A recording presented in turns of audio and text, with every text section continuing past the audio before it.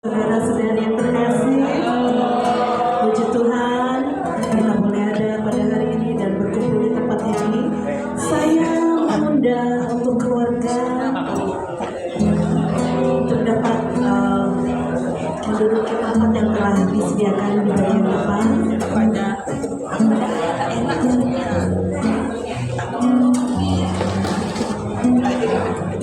Dan juga mungkin teman-teman yang masih ada di luar, silakan untuk masuk ke dalam ruangan ini. Kita akan mulai pada malam hari ini. Mari kita boleh sama-sama bangkit berdiri.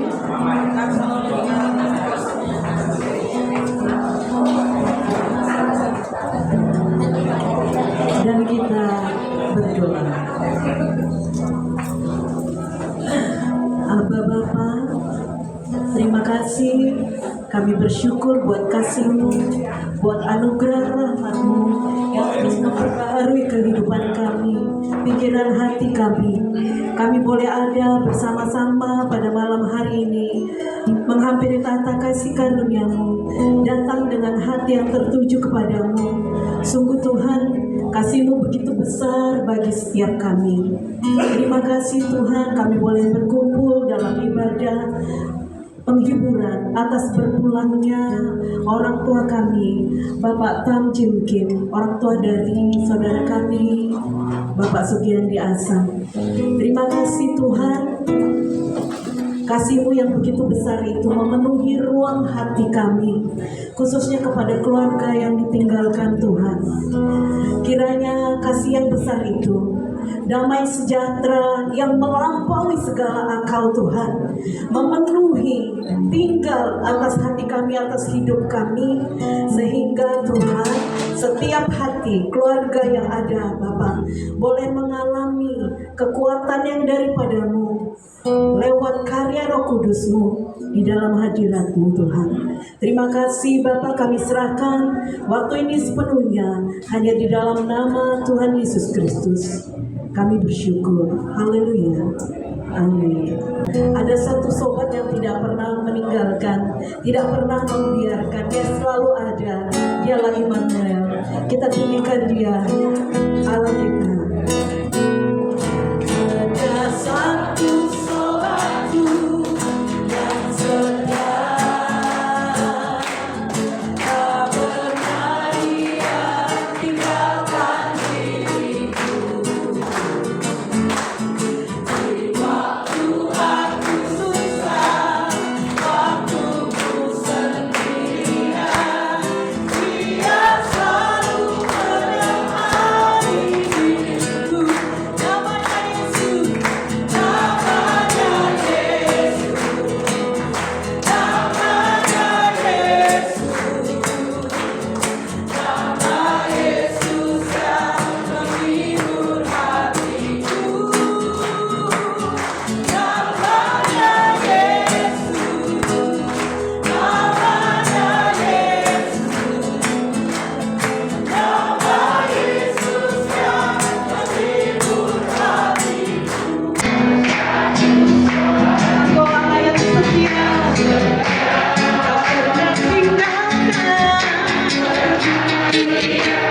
tinggalkan diri, Dia tidak pernah membiarkan. Waktu aku susah, waktuku sendirian, Dia selalu menemani diriku. Kita nyatakan namanya Yesus, namanya Yesus,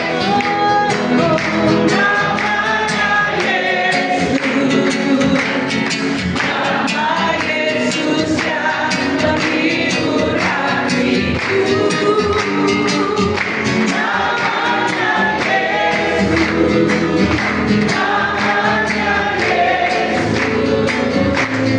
namanya Yesus, nama Yesus yang menghibur hatiku. Namanya Yesus, namanya Yesus, Yesus Tuhan, nama Yesus yang menghibur hatiku. Yesus, namanya Yesus,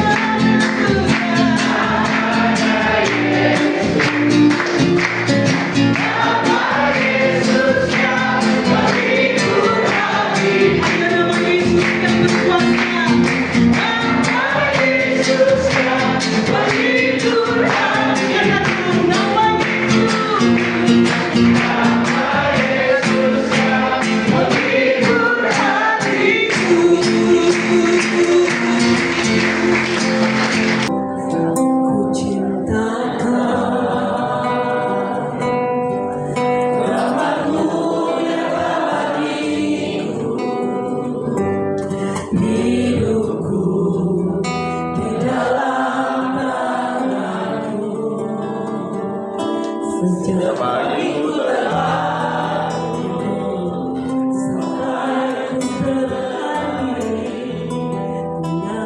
nyatakan kebaikan-Mu Tuhan. Sepanjang hidupku Kau setia, sepanjang hidupku Kau sayang.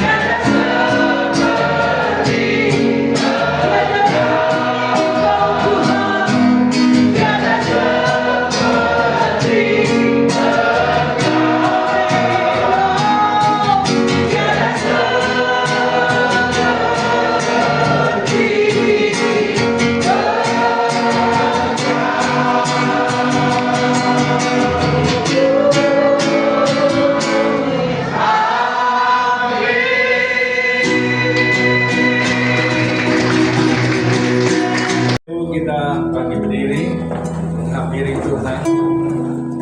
Bapak Surga, terima kasih buat kesempatan malam ini. Kami berhimpun di tempat ini. Kami tahu Tuhan, Engkau sedang berperkara dengan kami. Manakala di saat yang sama, seorang yang kami kenal, dia ayah, dia opa, dia sahabat, bahkan hal-hal lain yang mungkin kami tidak bisa sambung, tetapi dia hari ini, saat ini sedang meninggalkan kami semua, dan dia masuk ke dalam rancangan Tuhan, yaitu beristirahat. Lewat kesempatan ini Tuhan, sebagian kami yang punya hubungan kedekatan sebagai anak, sebagai cucu atau sahabat-sahabat dekat, mungkin merasa kehilangan, sebagaimana lazimnya berkata, ada kesedihan dan sebagainya. Hal yang demikian dan itu adalah hal yang biasa. Namun malam ini kami tahu Engkau hadir di tengah-tengah kami. Kami butuh kejelasan dari Engkau sesuai firman-Mu, sehingga buat kami bukan sekedar terhibur, tapi kami memiliki kepastian hidup ini, dan dari mana kami datang dan kemana kami pergi. Jaminan surga selalu iya dan amin. Terima kasih Bapak, hamba-Mu yang Kau pakai sebagai alat untuk menyampaikan isi hati-Mu. Kuduskan kami semua, sanggup hamba menyampaikannya. Ruangan semua ini dari pagar malaikat Tuhan, hadirat-Mu telah membawa suasana surga ada di tengah-tengah kami. Demi nama Tuhan Yesus yang berkatakan amin. Haleluya. Shalom Bapak Ibu. Ini kayak kau di gereja aja ya. Semua orang Kristen semua. Ya silakan duduk. Ya, ini kayak di gereja aja gitu. Hanya bedanya ada yang satu sini ya. Dia sedang istirahat, fisiknya masih di sini. Ini kalau seandainya nih ya. Biasanya saya pakai ilustrasi begini. Anak cucunya nih dipanggil, ya. Dia tanya, gimana? Ini opanya? Dia akan bilang, opa saya luar biasa. Satu hari 3 kali dia berdoa. Dia nasihati kami firman Tuhan. Kami sungguh diberkati. Wow. Yang tidur itu, Cuk, terima kasih walaupun nggak selalu Cuk, tapi kau baik banget gitu, ya kan? Lalu anaknya ditanya lagi, gimana papi kamu? Wah, papi saya walaupun kami hidup biasa-biasa saja, tapi pikirannya luar biasa. Sehingga kami ada hari ini karena inilah satu orang ini. Wah, kalau anaknya yang ngomong gitu gimana gitu? Pasti lihat. Nah, sekarang andaikannya itu kita sedang tidur di situ. Terus anak kita minta kasih pandangan, jadi dia muda. Nah, kenapa itu papi nggak tahu ngomong apa? Papi saya ke gereja pak enggak. Doa apa lagi? Berantem terus sama mami. Bangkit lagi dia. Aku juga deh. Itu segera cerita. Tapi tidak demikian. Ya, apapun yang kita buat, yang meninggal sudah tidak tahu lagi. Itulah sebabnya. Biasanya tak mau ceramah di gereja karena saya tahu ya. Tapi sebagai udah makan, saya pun udah makan jadi nggak buru-buru. Kalau tadi nggak dikasih makan mungkin buru-buru juga.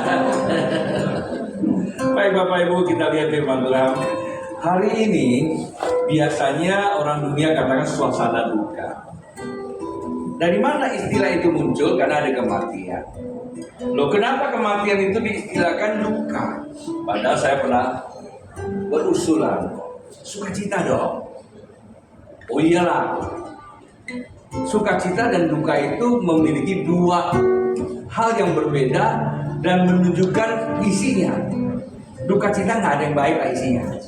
Ada yang baik nggak? Saya dapat uang 1 T loh, duka cita banget, ada nggak? Ya nggak ada. Mengapa duka cita? Karena merasa kehilangan yang paling berharga. Iya, kematian itu adalah dianggap sesuatu yang paling berharga sudah hilang. Maka semakin dekat hubungannya, tapi tidak mengenal kebenaran, semakin berduka. Saya punya teman pendeta, tiba-tiba dia kayaknya mimpi, lalu udah bisikan dia bakal mati.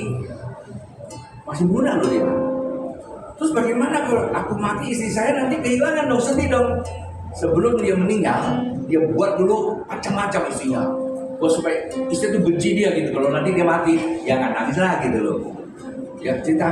Tapi sampai hari-harinya dia nggak mati-mati. Lalu dikasih tahu, lu percaya sama gitu-gituan aja lo. Baru dia sadar. Dia pikir kalau hubungan kalau dekat, yang jadi masalah tidak mengenal kebenaran kan. Berdukanya, siang dan malam saya pernah nasihatin satu orang. Saya bilang, siap-siap ya, orang yang kau kasih, dia akan bilang, sudah bisa nih. Waduh, dan lu nggak bisa, dia mau pergi tuh mau apa, ya kan?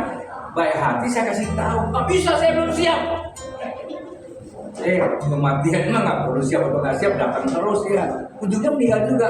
Saya liatin, dia nangis. Kenapa? Mami kenapa nggak bawa saya sekalian?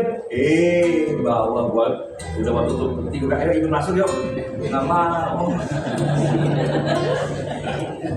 Ya ceritanya banyak ya. Saya punya senior bilang gitu. Waduh, dia kan bapak yang sangat dikasihi, ya ribuan loh. Malam itu malam kembang katanya ya. Tapi malam kembang ditabur dengan tangisan. Kenapa pergi? Bawa saya itu lu pergi. Malam itu perhatiin, dan besok giliran saya penguburannya kan benar loh. Udah selesai saya sampaikan firman Tuhan, saya bilang samanya, karena Pak juga Bapak rohani saya, Pak, saya nggak bisa antar ke sana, saya hanya sampai sini, ke sana, Bapak ada kasih imam. Saya belum kubur kan. Ini kan banyak tuh yang kemarin nangis-nangis tuh. Siapa yang kemarin pengen ikut?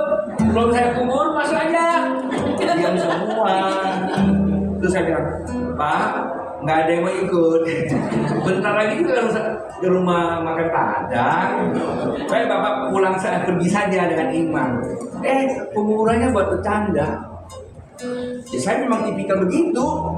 Jangan benar Pak Pendeta, itu lagaknya aja mau ikut, padahal ya di surga nggak mau juga. Coba lihat kiri kanan, apakah kamu sedemikian itu? Indikasinya satu, kita kurang pengenalan. Kalau kita kenal siapa kita, dari mana kita datang, kemana pergi, ya sedih sih adalah. Jangankan dia pergi meninggalkan kita selamanya. Mau ke Singapura aja masih sedih, ya. Mau keluar negeri kita, aduh anakku pergi sekolah, padahal masih bisa handphonean, bisa jumpaan, itu saja masih sedih. Tanya, Pak Pendeta kenapa dia sedih? Ada dua kemungkinan. Kemungkinan yang pertama, sedih karena biaya. Karena anaknya pergi harus biaya terus. Itu tafsiran saya. Yang kedua, mobil nggak ada yang cuci, biasanya yang cuci, ada cuci sendiri. Tapi Bapak Ibu di sini nggak demikian kan? Sedih juga, bukan karena biayanya. Siapa bilang biaya sudah siap be? Sedih apa? Tak ada yang ajak pancok. Maka itu, kapan berbanyak Pak? Siapa suruh undang saya? Jodoh dan kawin ini kalau naik mimbar udah turun, undang lagi dia. Usia Gideon bikin kakaknya di sini, atau Pak Sukardi, wah cepet dia. Oke, Kejadian pasal 3 ayat 19 berkata demikian. Dengan berpeluh engkau akan mencari makanmu. Manusia itu hidup pasti berkeringat, bertatih-tatih. Ada istilah kami di Jakarta berdarah-darah untuk hidup dia. Ini firman Tuhan, tapi dia nggak tahu kenapa ini ditulis. Ini ditulis manakala manusia jatuh dalam dosa. Lah Yesus datang ngapain? Cabut ya dosanya. Yang seharusnya kita tidak kena demikian lagi. Nah itu aja kita udah nggak tahu. Tapi kita masuk ke dalam ranah cari duit, banting tulang, banting sana, banting sini. Kadang-kadang apa? Banting pintu, banting piring, istrinya dibanting sama dia. Kadang-kala ya. Kenapa? Karena dia tidak tahu kebenaran. Orang yang banting sana banting sini sesungguhnya apa? Belum kenal Tuhan walaupun dia pendeta. Maka itu jangan banting-banting ya. Dia katakan apa? Sampai belum engkau akan mencari makanmu, sampai engkau kembali lagi menjadi apa? tanah. Karena dari situlah engkau diambil, sebab engkau debu dan engkau akan kembali menjadi debu. Kasih tahu sama samping, rupanya kita bakal mati juga ya.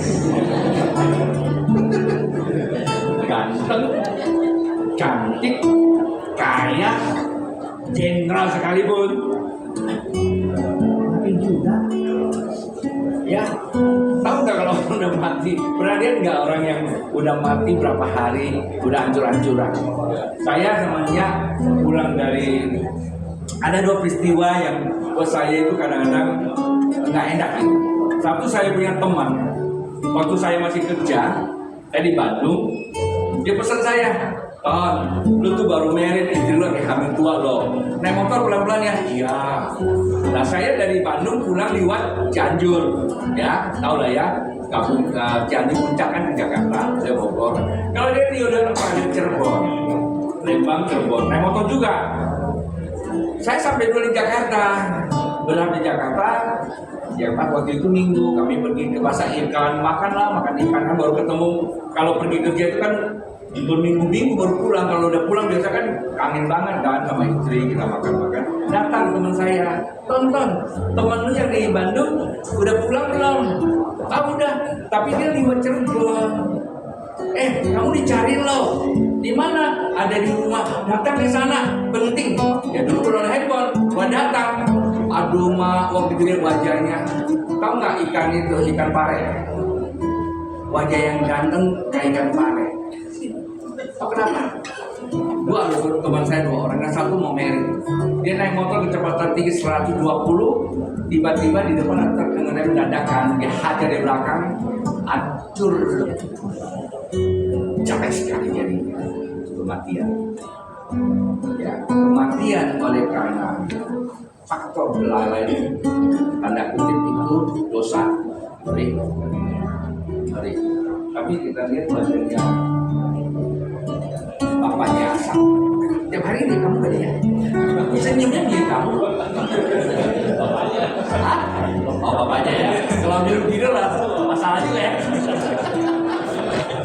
Ya karena ada rasa takut waktu dia mau meninggal. Jadi ingat bahwa kematian itu keniscayaan, hukumnya Tuhan. Tidak perlu takut, tidak perlu disedihkan.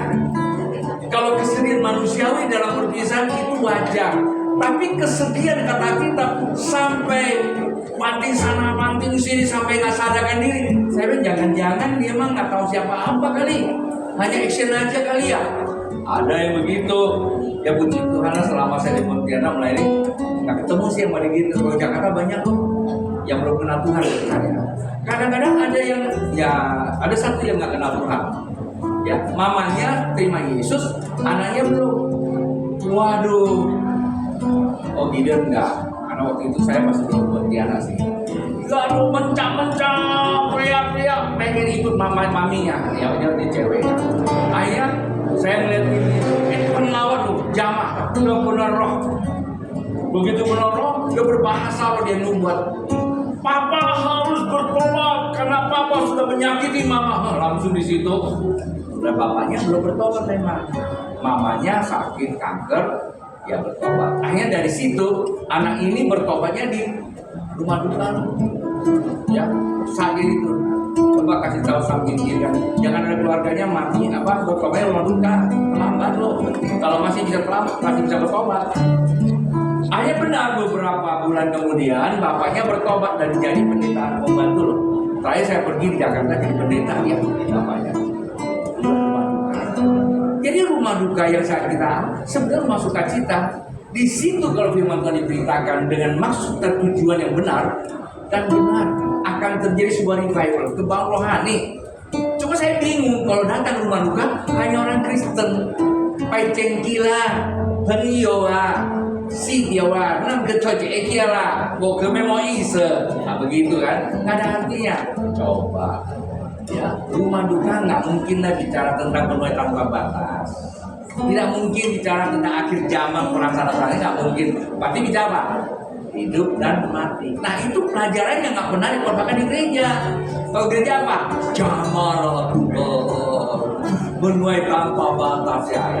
Kalau khotbah begini kan ada mau datang cari mati dia bilang. Tetapi kesimpulan saya, mati itu adalah sebuah keniscayaan, pasti terjadi. Jadi artinya kita semua adalah apa? Beserta kematian. Kasih tahu dong, beserta kematian. Kecuali kalau nggak hidup. Ya kan? Nomor berapa? Yang nggak tahu. Nah, sekarang faktor yang ada percaya itu ini sedang lo belum married. Ide apa? Jono bilang, lo belum married. Yang lain kan ceritanya ya, saya berhenti sini. Kematian kita keep dulu. Nah sekarang kita mau lihat kenapa ada yang seperti itu. Nah kita lanjut lagi. Pengkhotbah pasal yang ke-12 ayat 7. Nah ini masih ada rentetannya. Dan dikatakan apa? Debu kembali menjadi tanah seperti semulanya. Nah, maksudnya tubuh ini kembali ke tanah seperti semulanya kalau kita baca pengkhotbah secara lengkap. Dan roh kembali kepada siapa? Allah yang mengaruniakannya. Nah, di sini mulai kita terang tuh. Manusia pasti mati. Yang mati apanya? Tubuhnya tak berfungsi, nyawanya lepas, rohnya juga lepas. Lalu tubuhnya diapain? Ya ada dibakar, saya nggak mau berdebat lah ya. Ada yang dikubur, macam-macam. Kenapa? Ya karena udah mati, kembali lagi ke tanah. Ada yang bilang nggak boleh dibakar, saya juga nggak mau berdebat. Karena gimana kalau yang mati kena kebakaran kayak kemarin tuh, waktu bulan apa itu, ada berapa orang yang meninggal karena kebakaran ya? Nah, itu kemana? Ya, kita tidak sahabat. Yang penting bahwa ingat, tubuhnya mau kebakar kayak mau cemplung jalan ke kamu kayak ya, mau dikubur kayak itu urusan yang lain. Tapi kalau dia mati tubuhnya di situ ya hanya ada di bumi. Selama di dalam kematian tubuhnya tak berfungsi apapun. Jangan takut tiba-tiba ada kuntil hantu bangkit. Yang Yesus bangkit ada. Hantu bangkit gimana? Yang berapa? Tuhan bangkit apa? Tuhan bangkit. Ya kalau di kampung bukan ada yang mati aja. Ya kemana-mana mesra suami istri. Mau ke WC gandengan tangan. Tiba-tiba mesra banget kalian. Anaknya kumpul tidur satu kamar. Ini kenapa? Ada akong meninggal. Kenapa? Hantu bangkit. Nah, yang tahu punya pengalaman kali. Tiba-tiba coba kalau di rumah ada yang meninggal, nggak ada orang lagi sendiri, berani pulang. Di otak kita ada namanya kuasa gerak mensandera kita. Anggapan kalau orang mati jadi hantu, ya kan? Sebetulnya yang jadi hantu itu bukan orang yang mati, orang hidup banyak jadi hantu, benar? Anak Tuhan pikiran, kayak mau, masa kau boleh hakim orang? Wah, ekui ya, Apalagi mau ekui, saatnya mereka. Nang ini nang lecok kan? Mau yang ini kayaknya nggak boleh. Dia mesti cocok. Cocok kayaknya, gua buat cocok lah. Itu nganggur wae daya ambil kamu nih kau pergi ke cocok. Dia berapa lagi? Tak boleh boh. Baik, saya teruskan lagi Pak Bu. Artinya tubuh itu dikubur, tapi roh itu yang menjadi masalah. Mesti tahu. Rohnya itu kembali kemana? Ke Bapa. Tubuhnya dibawa nggak? Nggak dibawa. Lalu di sana ada penyembahan, ketemu Gideon punya akong, main gitar. Karena kita kan main gitar, akong juga main gitar. Ketemu Pak Rombe, sana ngapain? Suntikin orang kan? Dia kan dokter. Ya kan? Ketemu siapa? Pak Yosef. Yosef Lele, jual ikan jangan. ngajar deh. Oh ngajar, dia guru betul. Dia boten-boten aja. Roh Pak Bu. Kalau roh itu nggak nampak, bentuknya nggak nampak. Lalu sana apa? Ada di surga itu, ya. Ini surga nanti nyanyi. Jangan kan nyanyi di gereja. Cuma 1 jam aja rasanya udah 1 tahun. Ya Pak ya. Nah itu persoalannya Bapak. Kenapa kita tidak mengenal? Alkitab katakan tubuhnya ini kubur atau diapakan saja, tapi rohnya bersama Bapa. Kata bersama itu bukannya Bapak ke kiri, kita ke kiri. Kalau semua bersama Bapak dari zaman penciptaan sekarang udah berapa miliar yang mati. Itu kalau Bapak kemana? Itu kayak bebek, lebih dari bebek. Tahu nggak? Ini sebuah kekeliruan di dalam hidup. Kata bersama Bapa dalam arti kata ini adalah metafora. Setiap orang yang mati bersama Bapa mempunyai perlindungan keilahian. Bentuknya apa? Zaman dulu satu kaset paling 10 lagu, betul nggak? Itu namanya apa? Kasetnya. Tapi satu masa ada namanya yang banyak compact disc, ratusan lagu satu kaset. Gimana cara nyusunnya? Apalagi sekarang yang namanya pakai apa itu? USB atau USB ya. Kalau yang salah ngomong situ, ini siapa? PS. Itu barang sekian banyak dikompresi satu gimana? Itu namanya energi. Ya, dia bukan lagi yang namanya nano, tapi udah kuantum. Kuantum itu tak terhingga, nggak bisa. Nano aja 1/1000 ya, 1/1000 ya kalau nano ya.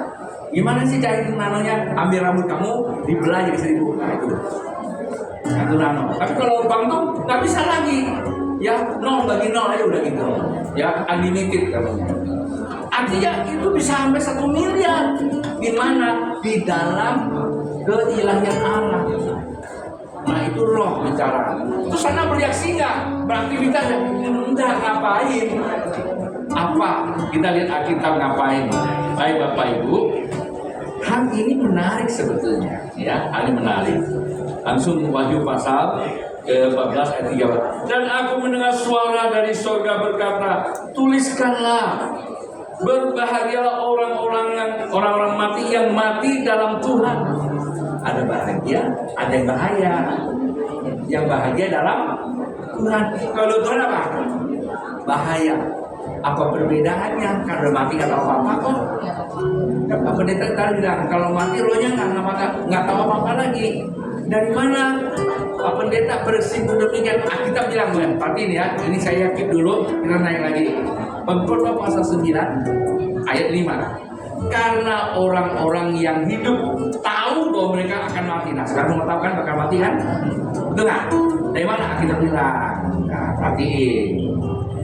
Tetapi orang-orang yang mati tak tahu apa-apa. Tak ada upah lagi bagi mereka. Bahkan kenangan kepada mereka sudah lenyap. Kalau ada yang meninggal tiba-tiba dikasih mimpi, dia bilang kemarin kan gua tanam beli saham, katanya mas naik, saham naik sangat, tanah dia terlayar. Dia minta untungannya gitu, kasih mimpi lagi, pusing pasang dicontoh ya. Karena begitu, saya pernah rumahnya loh. Katanya rumahnya dia yang bayar, anak yang berbayar kena nagih. Ya kan karena orang kita nggak bikinin rumah kan, dia datang dia bilang gua nggak minta rumah, tuh uang yang saya pakai buat bangun rumah, lu kirim aja, gua mau bangun sendiri. Coba bayangin, kontra ada di bangunan. Tapi karena kita orang Kristen juga tidak tahu apa-apa, ngikut aja, berarti kita sudah tunduk kepada kuasa gelap. Tujuan kuasa gelap itu mau mengikat kita supaya pada saat kita mati di luar Tuhan bahaya, walaupun Kristen, walaupun sering ke gereja, tanpa pengenalan Tuhan yang benar itu akan ditolak. Kita apa? Pada harinya nanti orang akan berdatang, guru, aku sudah mengusir setan demi siapa? Namamu. Ya, tapi apa? Mantap nanti Pak Kurani. Buat mujizat demi namamu. Lalu dia keluar dengan senyum. Dia bilang, kalian buat kejahatan, saya tidak kenal engkau. Sebab aku tidak kenal. Artinya apa yang kamu buat bukan karena kita. Kenapa? Karena dia tidak kenal kita. Karena kita tidak mengenal dia. Pengenalan kita ditentukan pengenalan kita akan Dia. Karena Tuhan selalu memperkenalkan diri Dia cukup. Jadi kalau kita bisa kenal Tuhan, berarti Tuhan yang memperkenalkan. Tapi kalau kita tidak mengenal Tuhan, artinya kita tidak meresponi pengenalan Tuhan. Kalau saya tiap hari ke rumah Anda memperkenalkan diri, cerita saya dulu nih ya. Saya datang memperkenalkan diri saya kepada seorang gadis di desa. Saya datang memperkenalkan diri. Itu parfum sudah macam-macam saya semprot. Dia masih nggak kenal saya, pengen dia nggak suka sama dia. Macam-macam saya buat ya. Kalau sampai akhirnya juga dia tetap aja nggak kenal saya siapa, kecewa nggak saya? Istilah saya apa? Tembakannya ditolak lu. Nah, gitu ya. Tapi saya nggak terlalu susah-susah banget untuk memperkenalkan diri. Memang dasar saya udah begini hebat gitu. Baru tampil langsung dia terastrum. Langsung strum dia. Strumnya kuat lagi. Bukannya 380 punya. Langsung saya keluar juga. Nggak usah tidur sepanjang malam karena dasar pengantin. Itu contoh-contoh saja Pak. Nah Tuhan itu selalu memperkenalkan diri dan saya salib. Dia datang jadi manusia dan salib. Betapa sakitnya kalau kita nolak Dia tanpa kita sadari, kita hanya menolak. Perbuatan apapun yang kita lakukan sebetulnya adalah kita mengenal Dia. Kita kumpul begini bukan karena asal papinya meninggal. Kalau cuma sama meninggal, habis ini selesai tuh. Kamu dari mana? Habib datang dari rumah duka. Siapa? Papanya Sasang dipanggil Tuhan. Itu aja. Bukan. Ini ada pekerjaan Tuhan. Kami pukul sedang ucap syukur pada Tuhan. Ada manusia nyatanya dia mati juga. Aja kami juga bakal mati nih. Dia mati senang, bahagia. Nah kami juga pengen matinya senang, bahagia. Itu baru namanya pergi. Bukan pergi rumah duka, rumah sukacita. Tahu dari mana, pergi kemana. Begitu coy.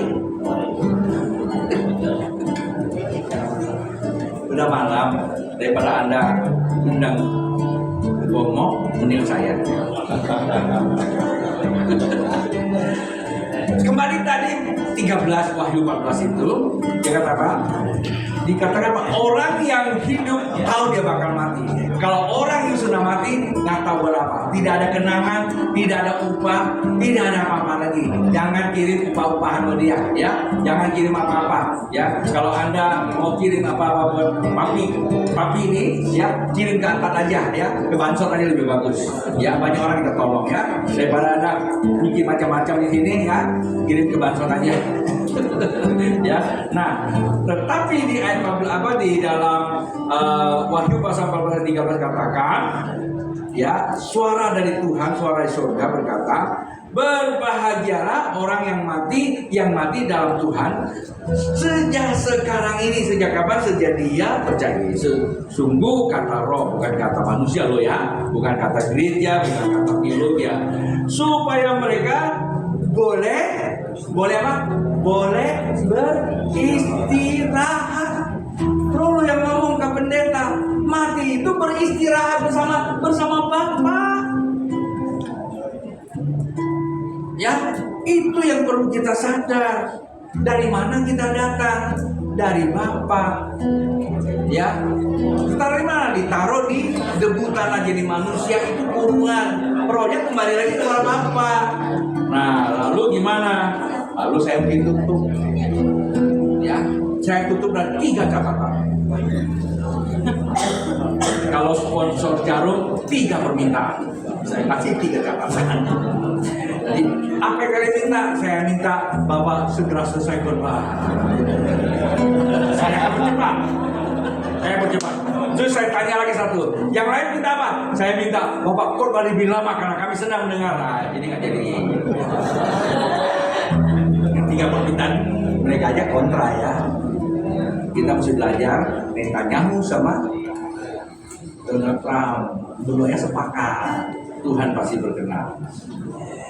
Ya, bersama dengan Bapa. Lalu dikatakan Alkitab ini penutup 1 Tesalonika pasal 4 ayatnya ke-18, yang ke-14 ayat Karena jikalau kita percaya bahwa Yesus telah mati dan telah bangkit, maka kita percaya juga bahwa mereka yang telah meninggal dalam Yesus akan dikumpulkan apa? Allah bersama-sama dengan Dia. Di sini ada dua, Allah sama Dia. Allah itu adalah kekekalan. Tak usah tanya di mana Allah. Kekekalan itu kehadiran. Sedang Anda masih bernafas, di situ Allah juga ada. Artinya Dia adalah hidup. Berarti oleh hidupnya Allah, orang yang percaya kepada Tuhan dikumpulkan bersama Yesus. Kita katakan demikian. Itulah katakan beristirahat.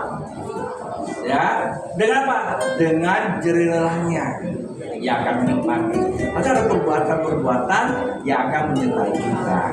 Lalu ngapain lagi di situ? Nah, ayat 16. Sebab pada waktu tanda diberi, waktu tengah penghulu malaikat berseru dan sangkakala Allah berbunyi, maka Tuhan sendiri akan turun dari sorga dan mereka yang mati dalam Kristus akan lebih dahulu bangkit. Yang bangkit apanya nih? Yang bangkit apa? Tubuhnya bangkit, rohnya nggak usah bangkit. Karena roh nggak mati kok, tidur istirahat. Tadi dia bilang dia istirahat bukan mati. Yang bangkit apa?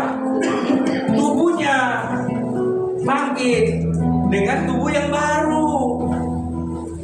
Itu dihiburkan, disampaikan supaya jangan ke rumah duka itu belum apa-apanya dari rumah udah mulai mukanya udah ketakut duluan.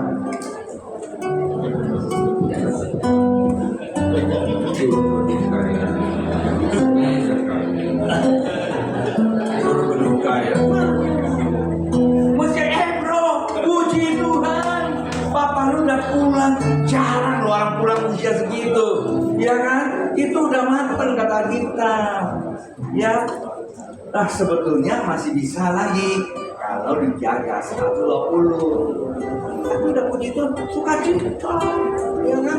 Dengan demikian yang datangnya masih muda-muda, dia juga akan bakal mengubahnya karena dia semua bersukacita. Lalu kita ketemu semua datang kena transport ya, pulang pusing lah. Bikin tadi, gua ke rumah duka, kata orang tua mesti cuci daun di rumah. Mandi air kembang. Hah? Saya macam.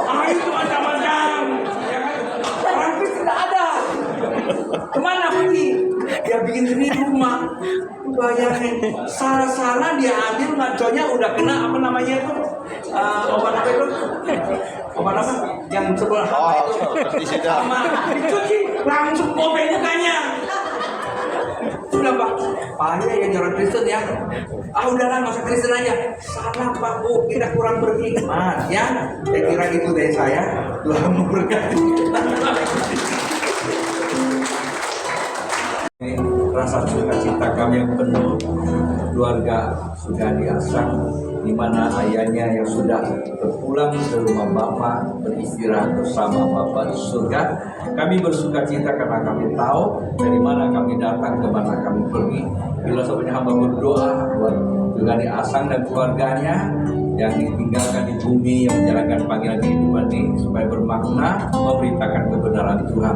Semua kami yang hadir ini semuanya di dalam berkat Tuhan. Segala bentuk apapun yang menyesatkan pikiran kami, rasa takut, khawatir, keluar dari kehidupan kami demi nama Tuhan Yesus. Hamba serahkan prosesi pemakaman besok, apapun yang dilakukan Tuhan serta di dalamnya. Terima kasih Bapak Surgawi. Demi nama Tuhan yang mulia kami berdoa. Yang kita katakan amin. Kamu berkati. Saya mewakili keluarga mengucapkan terima kasih buat Bapak ya, buat teman-teman semua, buat tim penghiburan Kojono yang begitu luar biasa, yang responsif sekali untuk melayani. Terima kasih buat semuanya. Bagi kami Papa tuh luar biasa ya, banyak kenangan. Jadi yang kami tahu tuh Papa kalau udah ketemu dia suka ceritanya tuh yang kalau ya saya kayaknya juga nggak begitu di dalam. Jadi kalau ngomong tuh Papa tuh suka banyak ngomong tentang banyak perumpamaan, dia ngomong-ngomong yang kayak apa kosakata kayak perumpamaan. Pokoknya yang perlu ada artinya gitu. Ya kalau orang tua tuh biasanya begitu gitu. Jadi kadang-kadang ya kita cuma nanya ya aja lah gitu. Kadang-kadang mesti mikir apa sih yang ngomong Papa gitu. Tapi bagi kami ya punya kesan masing-masing lah ya. Nah, saya sebenarnya bagi kami keluarga itu sebenarnya bersyukur sih, yang banyak merawat papa dan mama itu sebenarnya cece saya. Jadi dia merawat mama saya, merawat papa saya. Jadi saya bersyukur punya cece yang luar biasa. Sebuah pergumulan ketika saya bertobat itu saya bergumul untuk orang tua saya. Jadi begitu panjang gitu. Jadi sampai satu ketika saya pikir mau ngomong Yesus tapi itu kayaknya susah keluar gitu. Kayaknya sampai kayak gitu gitu. Sampai di hati Tuhan, kalau mau ngomong tentang Yesus itu kayaknya susah. Bertahun-tahun hanya dia bisa berdoa. Hingga satu kali saya bilang, kalau begini saya malu ngomong tentang Yesus. Saya nggak tahu mama saya, papa saya akan kemana. Akhirnya ya udah saya mulai ngomong. Jadi melangkah sekali ngomong tentang Yesus ke papa mama. Itu ya mungkin responnya nggak gimana, tapi bagi saya itu satu keputusan. Saya merasa ada satu dinding yang mulai goyang, mulai roboh gitu. Nah akhirnya saya sampaikan seperti itu. Saya pernah cerita bagaimana beberapa waktu lalu mama saya meninggal.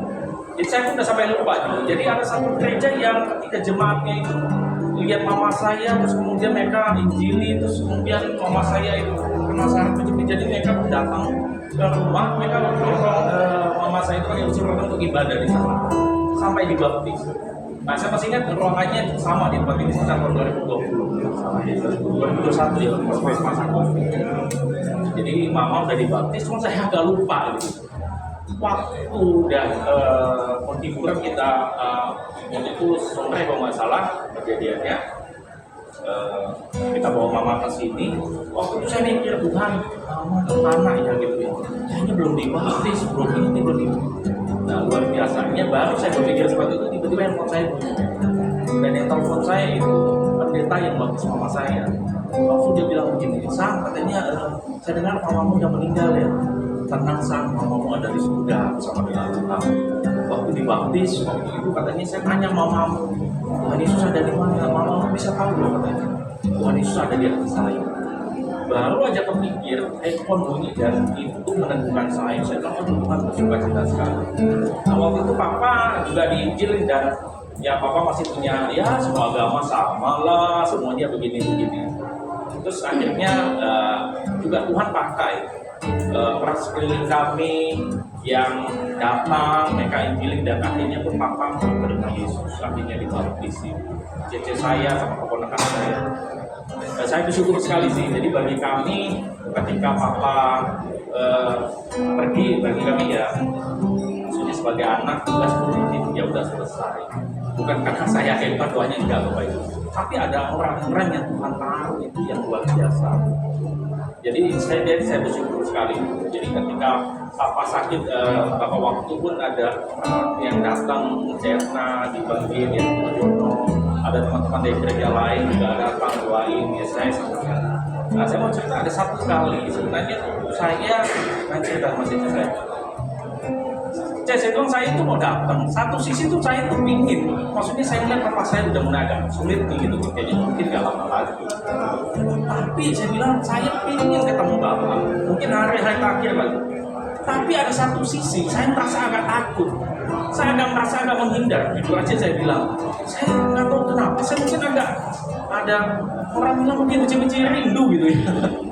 Jadi mau datang, pingin ngeliat papa. Tapi satu sisi tuh agak takut. Tapi nggak tahu takutnya gimana itu.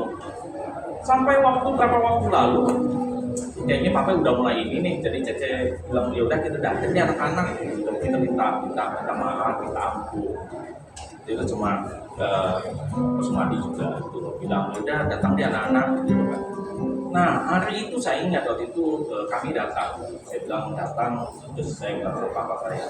Walaupun saya kalau ketemu papa saya selalu saya doain papa saya segala macam. Tapi perasaannya tadi yang takut, rasanya nggak nyaman itu selalu ada.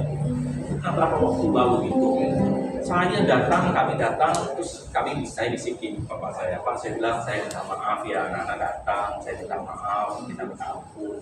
Kalau mungkin selama ini kami punya salah.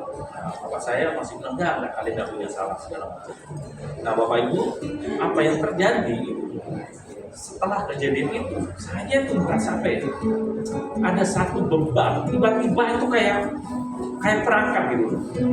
Yang sebelumnya itu saya agak takut kalau cece saya telepon tuh, udah telepon udah pasti tahu nih apa maksudnya nih kan, udah telepon ini pasti ada apa nih dengan papa nih. Mulai hari itu saya merasa enggak, saya merasa damai sejahtera gitu. Saya merasa tenang, saya nggak merasa takut, saya nggak merasa khawatir lagi. Saya merasa biasa-biasa aja gitu. Saya merasa Tuhan, saya nggak tahu apakah ini mungkin apa ya, mungkin karena pengampunan yang dari Bapak, atau saya minta ampun sama Bapak. Tapi kenyataannya setelah hari itu saya merasakan damai sejahtera Tuhan. Jadi ketika Papa dipanggil pun bagi saya, ya saya pikir kami mungkin tidak beres lah. Saya nggak tahu, tapi bagi saya apa yang saya alami, bagi saya merasa nggak ada sentuhan seperti hari-hari sebelumnya. Ada perasaan yang rasanya gelisah, takut mau ketemu, tapi satu sisi nggak ingin ketemu, tapi ingin ketemu juga gitu. Nah setelah hari itu saya minta maaf, minta kamu sama Papa. Ada sesuatu yang luar biasa. Nah, jadi saya cerita di situ pun Papa yang sebelumnya agak mungkin malam itu agak gelisah gitu, mau saya teriak. Nah malam itu tadinya tidurnya juga agak tenang gitu. Nah saya percaya ada kuasa kesembuhan, ada kuasa pengampunan. Nah sekali lagi saya ucapkan terima kasih sih buat Babe, buat teman-teman yang hari ini datang untuk menghibur kami, untuk menguatkan kami. Terima kasih sekali lagi. Kiranya Tuhan Yesus yang akan membalas kebaikan untuk bangsa. Terima kasih. Tuhan Yesus berkati. Kita berdoa. Bapa, terima kasih untuk semua hal yang boleh terjadi untuk malam hari ini. Terima kasih untuk kebenaran-Mu yang memerdekakan kami, kebenaran-Mu yang membawa kami ke dalam kesukacitaan yang sempurna di dalam Engkau, Bapa. Terima kasih untuk semua hal yang Kau nyatakan, kekuatan, damai sejahtera, sukacita-Mu yang memenuhi kami. Kami sungguh bersyukur punya Allah seperti Engkau. Terima kasih Bapa, dan kami serahkan setiap kami hanya di dalam tangan kasih-Mu. Terima kasih di dalam nama Tuhan Yesus Kristus kami mengakhiri ibadah ini. Haleluya. Amin.